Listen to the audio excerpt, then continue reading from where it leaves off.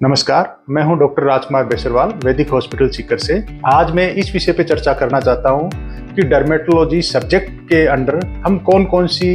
Disease treat करते हैं, क्या क्या काम करते हैं, इस विषय पे मैं चर्चा करना चाहता हूं। तो सबसे पहली चीज है क्लिनिकल डर्मेटोलॉजी। क्लिनिकल डर्मेटोलॉजी से मतलब है कि जो skin, hair, nail, oral mucosa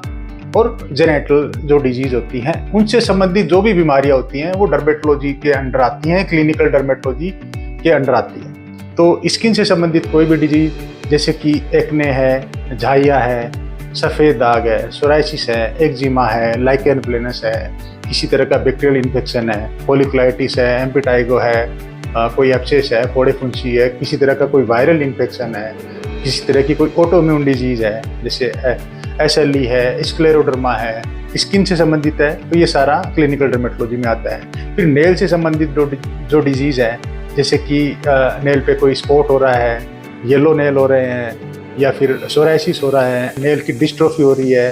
fragile nail है, नेल टूटता है, या फिर नेल जैसे अपने अंगूठे का जो नाखून है वो कई बार अंदर चला जाता है, नाखून उतर जाता है, नाखून पे कोई ग्रोथ होती है, नाखून ब्लैक होता है, इस तरह की ये सारी चीज़ें या नेल से रिलेटेड जो प्रॉब्लम है वो क्लिनिकल डर्मेटोलॉजी में आती है। इसके अलावा हेयर से संबंधित समस्याएं जैसे बाल झड़ना हो गया, बाल्डनेस है, गंजापन होता है, बाल सफेद होना है, या बालों से संबंधित जो भी समस्याएं हैं, चाहे वो शरीर के बाल हो चाहे वो अपने सर के बाल हो, वो भी डर्मेटोलॉजी में आता है। इसके अलावा ओरल अल्सर है, मुंह में कोई सफेद कोई प्लाक बन गया या छाले हो गए हैं, होठों की कोई समस्या है, तो वो क्लिनिकल डर्मेटोलॉजी में आता है। इसके अलावा जेनेटल, तो जेनेटल में जैसे उस एरिया में कोई दाद है, कोई अल्सर है, इचिंग होती है, कोई घाव वगैरह हो गया है, किसी तरह का कोई डिस्चार्ज होता है, या किसी तरह की कोई स्किन की टाइटनिंग है, या कोई भी जेनेटल प्रॉब्लम चाहे वो मेल में हो चाहे वो फीमेल में हो, वो भी क्लिनिकल डर्मेटोलॉजी के अंदर आता है। दूसरा फील्ड इसमें है एस्थेटिक या कॉस्मेटिक डर्मेटोलॉजी जिसको बोलते हैं। तो एस्थेटिक डर्मेटोलॉजी में जैसे हेयर से रिलेटेड जो प्रोसीजर हो गए, जैसे हेयर ट्रांसप्लांट है जो एक तरह की कॉस्मेटिक सर्जरी में है, हेयर ट्रांसप्लांट है, PRP थेरेपी है, प्लेटलेट रिच प्लाज्मा थेरेपी है,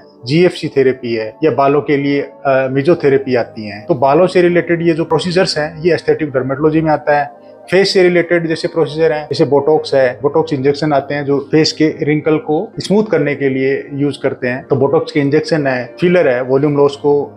ठीक करने के लिए जो हम फिलर के इंजेक्शन यूज करते हैं, वो भी एस्थेटिक डर्मेटोलॉजी में आता है। इसके अलावा जो लेजर डिफरेंट लेजर यूज करते हैं, जैसे हेयर रिमूवल के लिए जो लेजर यूज होती है, या फिर अपन जो एक्ने के स्कार हैं या गड्ढे हैं या ओपन पोर हैं या स्ट्रेच मार्क होते हैं जो प्रेगनेंसी के बाद या मोटापे के बाद जो स्ट्रेच मार्क हो जाते हैं, या कोई एक्सीडेंटल जो स्कार है या कोई सर्जरी का स्कार है, उसको रिमूव करने के लिए CO2 फ्रैक्शनल लेजर है, MNRF है, माइक्रो नीडलिंग RF है, या माइक्रो नीडलिंग या PRP वगैरह जो यूज करते हैं, वो भी एस्थेटिक डर्मेटोलॉजी यानी कि कॉस्मेटिक डर्मेटोलॉजी में आता है। इसके अलावा बर्थ मार्क रिमूवल है, निवस ऑफ ओटा है, या मेलेनोसिटिक निवस है, तो उनको रिमूव करने के लिए जो हम क्यू स्विच लेजर यूज करते हैं वो भी एस्थेटिक डर्मेटोलॉजी में आता है। टेटी रिमूवल करते हैं वो लेजर के द्वारा, वो भी एस्थेटिक डर्मेटोलॉजी में आता है। फिर इसमें थर्ड चीज है डर्मेटोसर्जरी, यानी कि डर्मेटोलॉजिस्ट है वो सर्जरी भी करते हैं। तो किस तरह की सर्जरी, जैसे किसी तरह का मोल है, वार्ट्स हो रखे हैं, मस्से हो रखे हैं, स्किन टैग है, किसी तरह की कोई गांठ है, सीबेशियस सिस्ट है, लाइपोमा है, या और अदर